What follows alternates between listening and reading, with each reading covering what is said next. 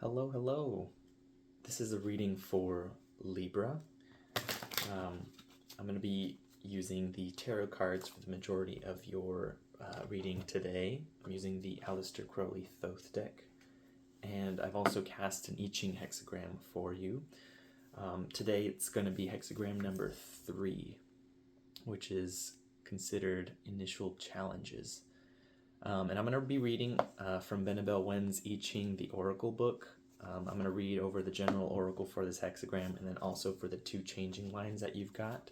So you have line 2 and line 6 as your changing lines. Sorry, you probably can't see it. But these 2 lines here. And hexagram 3 is composed of the 2 trigrams. We have thunder down here and then water at the top. So water over thunder. And thunder is associated with the Chinese element of wood, and water is obviously water. Thunder is the cardinal east direction, and water is the cardinal north direction.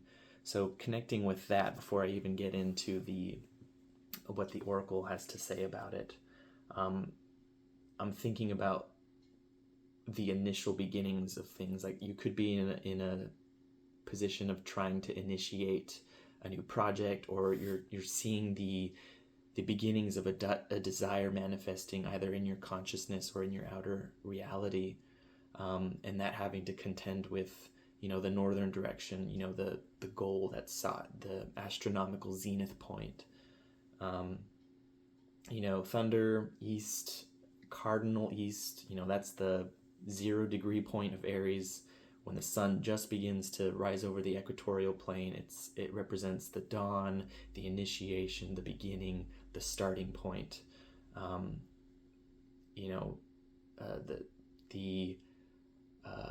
The blossoming of spirit into manifest reality.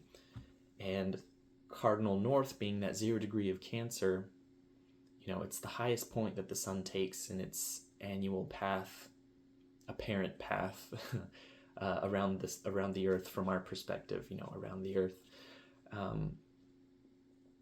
and that being like the fully grown, fully blossomed, fully manifest desire, spirit fully manifest in matter. It's like the full moon point. It's on full display at maximum manifest power. But in order to get there, you have to contend with like the forces of gravity. If you're growing upwards or you're launching something into the air, there are substances and elements within the atmosphere that will offer resistance. Like it's not just gravity that you're contending with. And the image that's coming to mind is like the image of a young sapling. When you think about the wind or the rain, the elements kind of pummeling this newborn tree. These forces can destroy the tree, they can kill it, but if the tree perseveres, these forces are only going to strengthen it. The wind is going to help its wood harden and become stronger and more able to resist wind in the future. So it's like these and we're going to get into this, these initial challenges that you're met with only serve to provide strength for you to be able to contend with the future.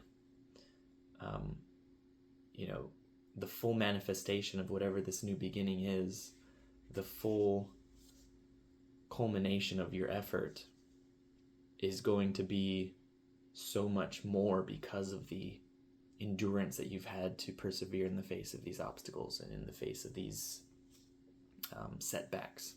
So let's go ahead and read what the oracle has to say. I'll hold that there so you can look at it. So the oracle says, challenges at the beginning leave you feeling defeated. You have not been defeated. The matter is merely in an undeveloped stage. You have been challenged. Failures at the beginning, even repeated missteps, are blessings of strength. When you finally succeed, it will far surpass any success that came before, and you will hold on to it with longevity. Such is the blessing heaven seeks to endow you with. Initial challenges are the mysterious ways of the Tao. Difficulty at the beginning. A blade of grass will push against its obstacle when it sprouts out of the earth. The first meeting of heaven and earth is often beset with difficulties. The sage shall sort the silk threads and braid them. By means and ability you meet with great auspices and prosper. Your will is in alignment with heaven's will. Favorable gains for the Marquis's undertaking. And the Marquise represents, I believe, like the figure in court that handles marriages and alliances and agreements between opposing factions. Kind of a simplification of that. Rain and lightning atop the hill. There will be a thunderstorm, then tensions will be released. Rain will fill the air, but the rain clears the chaos. You will bring order out of the confusion. Thunder and lightning atop the hill. It is a military base. Some Chinese characters I'm not familiar with yet, which is conveyed in the oracle as a sage sorting silk threads and braiding them, is a metaphor for planning and governing a nation soon to become a rising power, or planning and organizing for a major event to come. Another Chinese character suggests a ritual knife used for a sacrificial offering to the gods, and another character is the ideogram of a purification ritual. It is a time of personal growth. What you plant now is only a seed, dormant in the earth, but when moisture awakens it, that seed has the power to grow strong, so strong as to split rocks. Likewise, for now, you must store your energy, build momentum slowly and steadily, and prepare for the sudden breakthrough. You nurture within you a rising power, an auspicious omen, favors bestowed. In summary, hexagram 3 indicates environmental or social setbacks that cause initial hindrances with conception or the gestation period. However, the final prognostication is fortuitous. You'll realize that everything you went through was worth it. Kind of like what I was saying. And the energy that's coming through this hexagram is like very in alignment with the messages that have been coming through for everyone else thus far. It's like this need to contain the energy, to gather the resources before embarking on a journey or acting in some way. And it makes sense. I mean, we have Jupiter turning retrograde. The sun is already below the equatorial plane. The energy is very much about consolidating, of settling, of returning within rather than, projecting outward. So just more and more of that confirmation just keeps coming up. Okay, so I'm going to read for line 2. Second line says, ingress and egress for the hamlet are blocked, difficulty in the advance, and so you falter. The cavalry is in pursuit. They attack, seizing an opportunity. They are mistaken for bandits when they have come to seek marriage. The maiden finds it difficult to conceive. 10 years pass before she delivers. The going will get harder, and progress will be hindered. There are delays. The cavalry falls back. You now feel unsure of your own mission. Mistaken for bandits when they have come to seek marriage refers to the custom of marriage abduction, or kidnapping the bride before the marriage ceremony. 10 years represents a whole cycle. You are at the beginning of a new cycle, and there is much more to endure before you attain success. Like that gravity and the atmospheric resistance that you have to push through in order to fully manifest whatever's in the beginning stages. So next one is line 6. We have horses without a chariot, faltering, weeping tears of blood. An untamed situation. You are not in control. Knowing that you are unable to control the situation is causing you to falter. After failing to overcome initial difficulties, you falter and lose your perspective. Dangers compound when you lose your perspective. Another set of Chinese characters in antiquity implies a row of 4 horses pulling a chariot. The 4 yin lines in this hexagram signify the 4 horses, but a single yang line breaks them up from orderly formation. Referring to this lone yin line at the top of the hexagram here, that's like the lone horse. But a single yang line breaks them up from orderly formation. This one right here. Thus, here in the 6th line, there is the image of a single lost horse, out of formation and having separated from the 3. Whether you prevail or not in your endeavor hinges on whether you can handle the difficulties at the beginning. Do not lose your temper, and do not be defeated by fear or anxiety. Again, it's like more and more confirmation of the same message that keeps coming through for everybody. So I'm going to leave that there in the background. You can kind of see it. And we're going to move on to the tarot portion of this reading. And I feel a sneeze coming on, so I apologize ahead of time for whenever that decides to come through.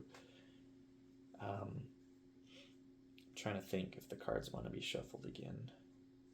I feel like I do just a little bit, but we'll see how they behave. Yeah. Hopefully this message finds y'all doing well. I know this has been a rather challenging time for a lot of us. So hopefully you're handling it with grace and with patience and endurance, and you feel supported.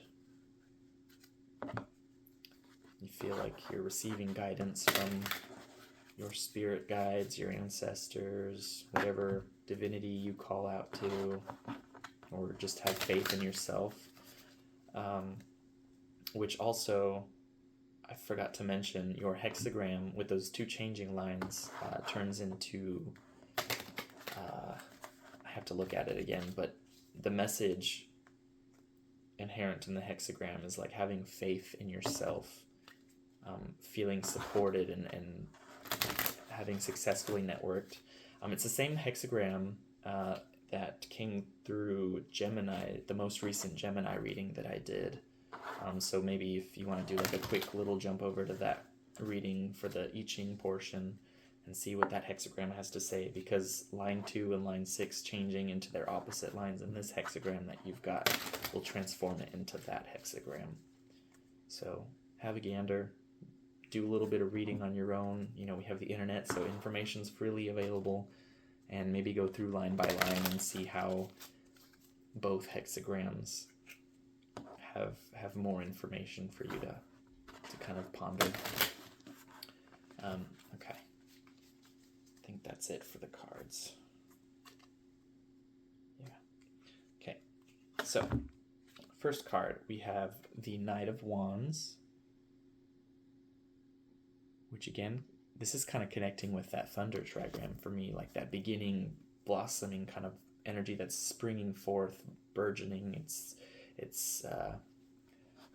kind of erupting from that cardinal eastern direction, that Aries point, which you have the Fool right here. This to me also kind of connects with Aries a little bit, that beginning point. That's the start, the newborn soul, the newly sprouted sapling.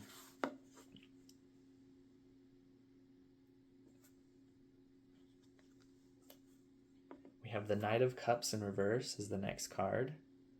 It's kind of opposing energies with that Knight of Wands. You have the upward, fiery Knight of Wand energy that's very active and dynamic. And then I think it's funny that the Knight of Cups, the Knight of Water, is showing up in the reverse to really accentuate that downward flowing, consolidating energy that water kind of represents, the more introspective and reflective perspective. And then you have the Fool in between the two of them, so it's kind of like bridging the two in some way. We'll get a little bit deeper. I just want to get these cards laid out. So we have the 6, or the 9 of coins rather, as the next card in reverse. This is Gain. This is the middle decan of Capricorn. I'm sorry, not Capricorn, Virgo. I was doing that with the other Virgo cards, like mixing it up with a different sign. So we have the 2 of Swords right here. This is called Peace. That's the first decan of your own sign, Libra.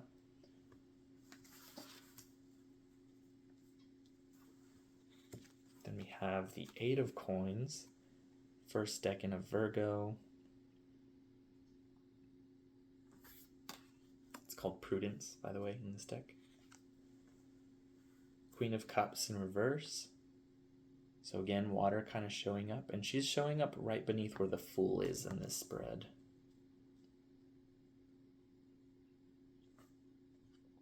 Yeah, so that water, that downward, introspective, reflective, even visionary, fluid energy is really being emphasized here as like what needs to be focused on more so than what this Knight of Wands represents.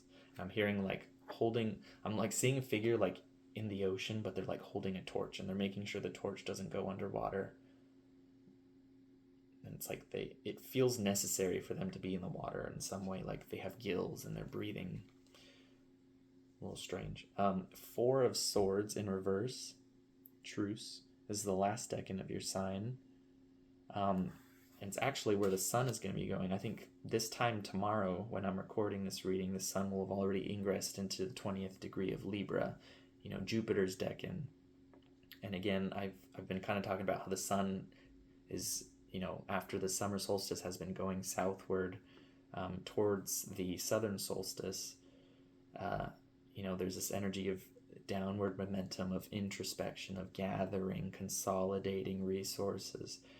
And given that this is Jupiter's deck, and I'm looking over at Jupiter in Gemini right now, who's retrograde and who's gone retrograde, stationed retrograde in the solar decan, in the sun's decan of Gemini, that last decan of Gemini. So it's very much like that energy is pulling back, it's pulling within, it's being re-examined, it's reflected upon rather than acted upon. Hopefully that makes sense. You have the Lovers, so there's Gemini coming through right there. Maybe like a little confirmation of what I was just talking about with Jupiter, like paying attention to Jupiter, paying attention to Gemini in your chart.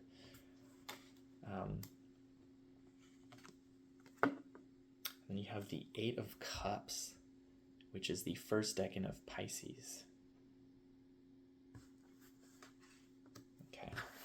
Bottom of the deck, we have the Ace of Wands in reverse. Ace of Wands is that cardinal eastern point, that 0 degree point of Aries.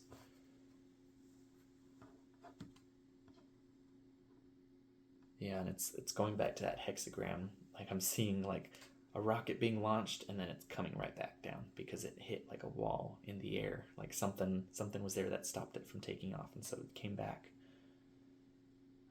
with that reverse Ace of Wands energy. Okay.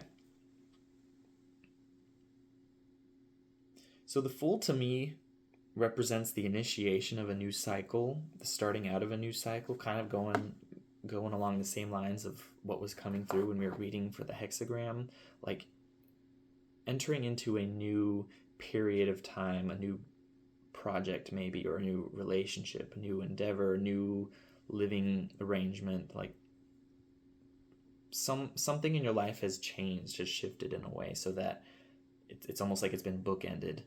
There's a new chapter that you've already stepped into. And I'm hearing past as prologue. Like everything that you've been through in the past is going to inform your process moving forward, but there also needs to be like a detachment from it. Like don't allow it to impose limitations upon you. Don't allow it to be like a ball and chain around your ankle, keeping you from moving in the directions you need to be moving in. The Fool represents kind of like a newborn, clean slate, tabula rasa type energy. But with that being said, I'm looking at everything in the background. I'm seeing the symbols in the background and this little bag right here, and it's kind of coming to mind as like a bag of runes, like occult knowledge, like knowledge gained through experience, wisdom gained through lived endeavoring.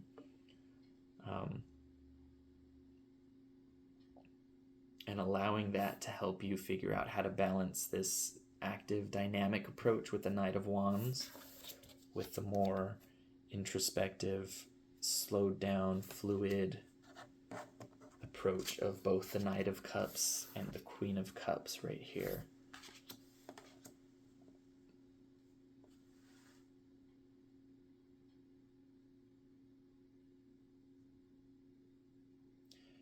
And for whatever reason, it's making me think of like Albert Einstein, and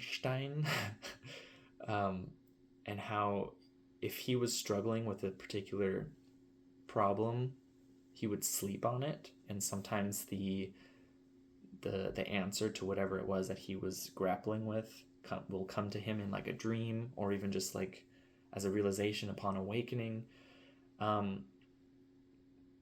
Part of what was connecting with that imagery was what was coming through as like a need to maybe write down your dreams, like having a dream journal next to your bed, or even just a journal in general, not necessarily just for dreams, but for kind of getting your thoughts ordered on paper as a way to inform your process, and also as a way to kind of maybe let go of what the past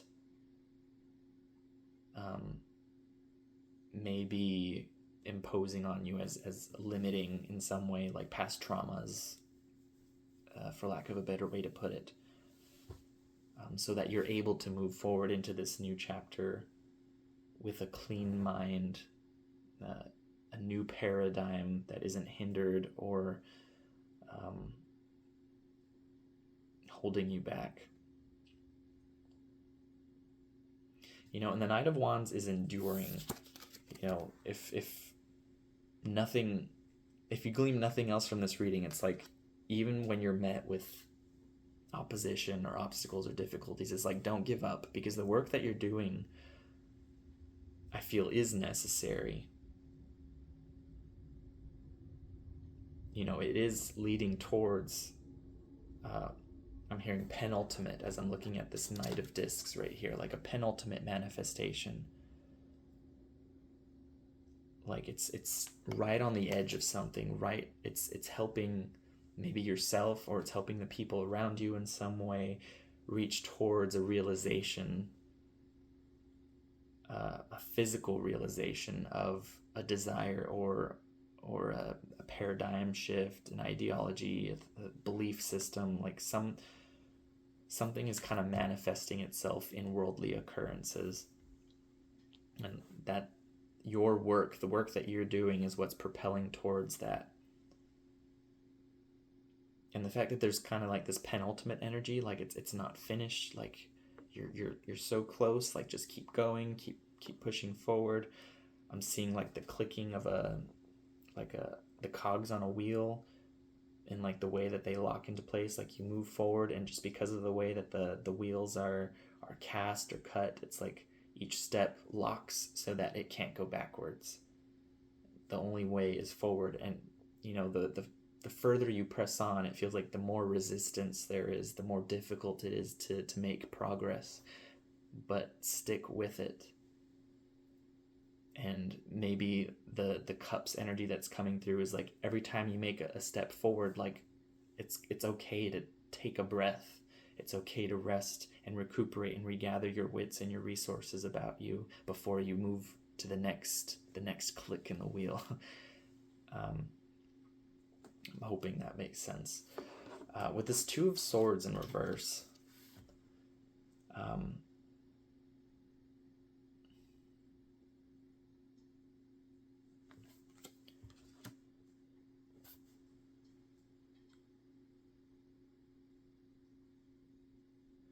I'm kind of getting fixated by the little geometric shapes in the background here, and it's making me think of like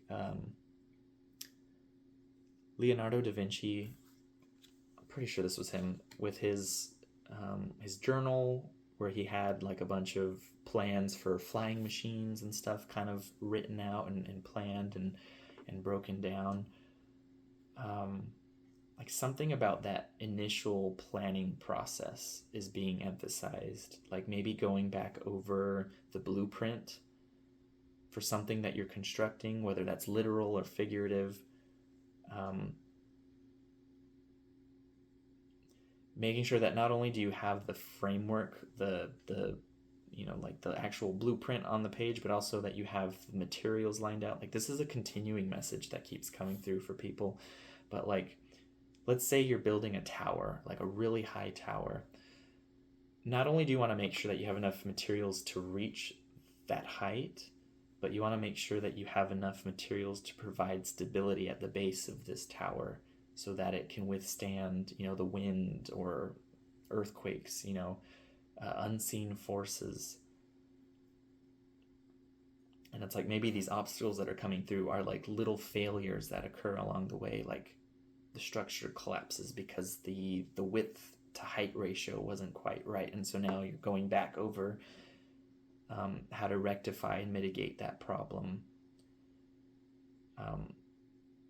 But yeah, something about that planning process is being emphasized rather than the actual setting the stones into place. Which I think is another message with this kind of retroactive, this kind of upside down, reversed energy that this Nine of Discs is representing. It's like not setting the stone into place, but rather taking a look at that stone, making sure it's shaped appropriately, it's the right weight, that it's going to fit, amongst its peers, the rest of the stones that are going to be put up in this building. like re-examining the building blocks of whatever this is, covering your bases.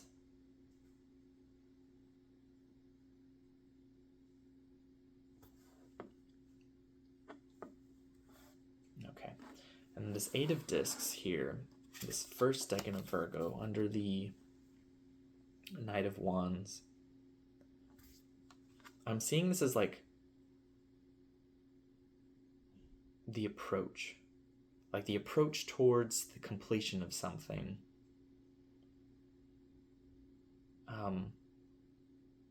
Given that it's prudence, it's weird that the feeling that's kind of coming through connecting with this is like,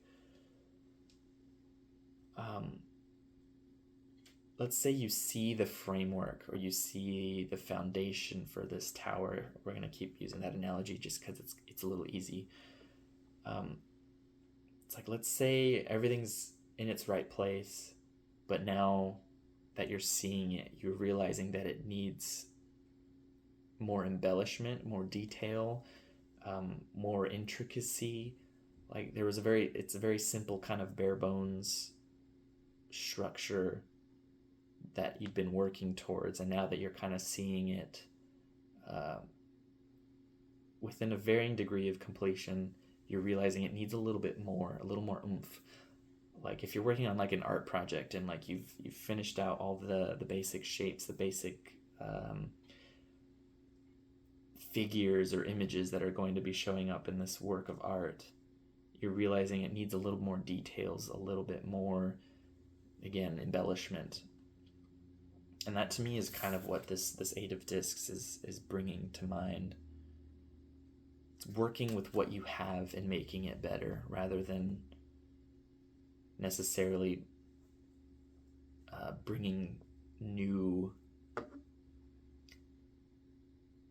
don't know how best to explain this.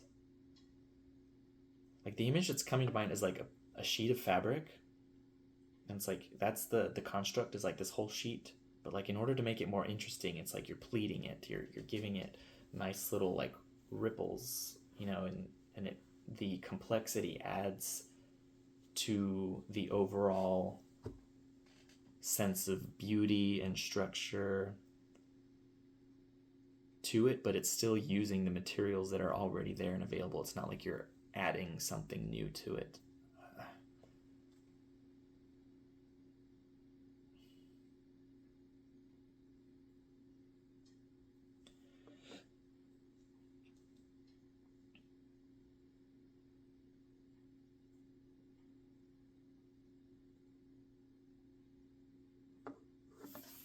I'm looking down at this Four of Cups in reverse right here, and I'm hearing like a high frequency whirring as I'm looking at it, and specifically seeing, I think this usually comes through when I see this card, but like the swords like realigning with one another. It's like they're channeling some sort of energy, and once they're aligned with one another, they kind of harmonize and create a larger field together. And to me, it usually represents like making sure that everyone's on the same page with something, making sure that everyone's ideas are aligned, everyone's approaches are aligned, maybe different components, different departments within the planning committee, so to speak.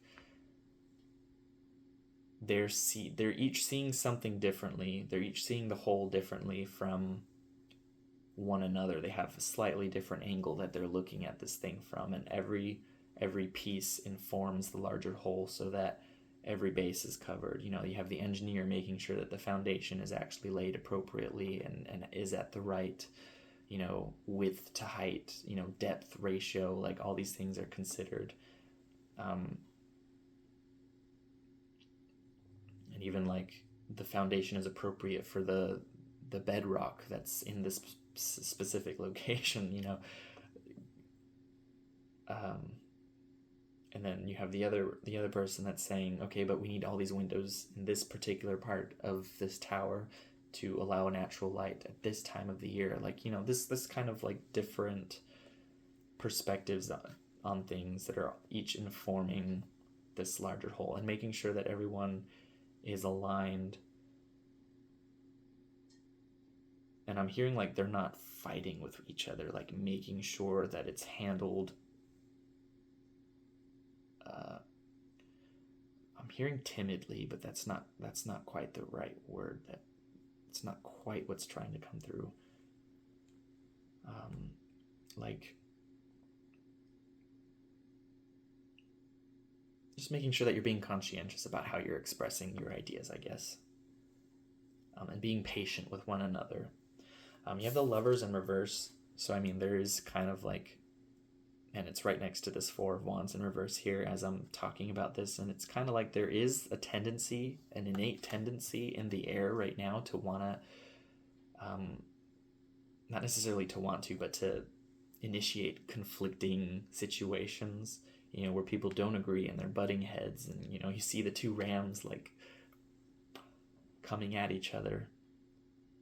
It can be rather violent, but it's like I feel like if you're acting from a still inner place, like you're breathing, you're meditating, you're really reflecting on things, and you're not allowing the tumultuous energies of either the outside world or your own inner world. Like say you're waking up and you're in a bad mood for no reason other than, you know, I opened my eyes and the day was just bad. You know, making sure that you're breathing through that and not allowing that to come through in your words or in your actions. Acting with grace and dignity and approaching others, even if they're kind of coming at you aggressively, with an even temper. And again, this is like a message that just keeps coming through for everyone, all the different readings, is like controlling the volatility, softening it and using it rather than being used by it. Okay. And then our last card here, we have the Eight of Cups. Indolence, that first decan of Pisces. And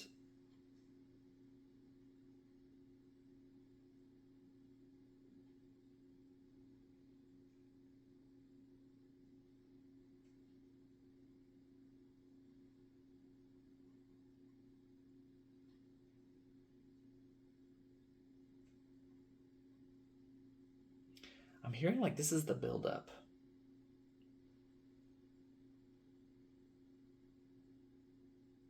The last time this card came through, I was seeing the image of like there's like silt and sediment in these cups, and they're being filled with pure, clean water, and it's kind of pushing the sediment out, and the sediment and everything's kind of settling into the bottom cup, but that pure water is still channeling through and eventually clearing out the sediment from there, and eventually clearing out the sediment from there. You know, the Eight of Cups is already naturally kind of like an energy of walking away from something or leaving something behind. Maybe so that you can embody this kind of clean slate, tabula rasa energy of the Fool. But the Eight of Cups to me is kind of like a purification process, a letting go, a removal of something, a clearing out, a clearing away. Maybe in embodying these states of mind where you're more still and in control of volatile emotions or impulses. You know, it's kind of setting you up for success in the future. It's helping to clear out the muck, the I don't want to say the dirty, like the aspects of your consciousness that would otherwise thwart your attempts to progress by creating conflict, by, you know, just setting you up for failure in some way. But it's like by walking with this dignity, with this grace, with this control and self-mastery, not only are you cleansing your own inner space, but it's like also having an effect on the other people around you. Like, you know, the image of these cups interacting with each other and kind of purifying each other is being emphasized in my mind. you're helping the people around you to also do the same, because all that pure water is channeling through you, cleaning you out, and then going to the other people and doing the same to them. And that spreads. Being the example for others, because maybe collectively we're moving into a new chapter. We're at the bookend of something, and we're about to progress or break through into a new energy, but it's like there is some revision, some housekeeping that's in order before we can progress to that point. And I'm thinking about Pluto as I'm saying that, Pluto, I think, is stationing direct at that 29th degree of Capricorn, ending the cycle that we've been in since 2008. There has been a lot of breakdown that has been initiated through this process, and a lot of realization, I think, of how we as individuals function within the matrix, within the systems that we've constructed for ourselves, whether that's with governments or, social organizations in some form. And it's like the level of dysfunction that has kind of been made evident over the last few years is definitely like a wake-up call. Like this can't continue in the same form that it has taken for, however many decades that this has been in motion, or even longer. I'm hearing like centuries. But the only way to come to like a new cycle, a new manifestation, a new system, a new, better improved matrix is by doing the necessary housekeeping, doing the nitty-gritty work, going into the details, making sure everything is in proper alignment, in balance, in harmony, the ratios, the proportions, everything is measured carefully so that the whole is successful. All the individual pieces and parts are in order to assure the success of the unity, the whole machine. I don't like the machine analogy, but it's the best way to maybe bring that together.